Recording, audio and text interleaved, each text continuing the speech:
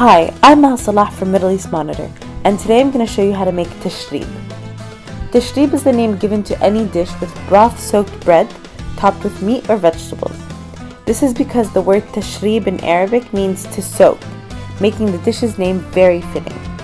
It's a very rustic Iraqi dish that started out as a dish made by the poor, as they were able to put whatever they had on hand in the stew and then serve it over bread in order to make it filling. Nowadays, it's become a staple in many Iraqi and Middle Eastern households, and for good reason. It's absolutely delicious. This dish has many variations, and honestly, it differs from one family to another. This recipe was given to me by my husband's aunt, who was taught by her Iraqi in-laws. Although the ingredients seem very basic, the combination is incredibly flavorful and comforting, and you'll want to eat it over and over again.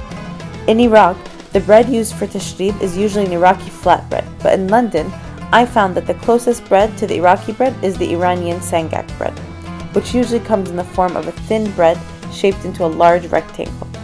If all else fails, you could always use naan or pita bread, although it won't be exactly the same.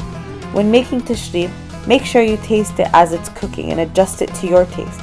Everyone likes their stews in a particular way, and using different spice blends means that you may need more or less of a specific spice. In this video, I chose to serve the dish in a large platter merely for the visual effect, but it's more traditionally served individually. Each person usually tears up some of the bread and places it in their plate, then ladles the stew over the bread. It can then be eaten with a spoon, or you could use the bread to scoop up the stew.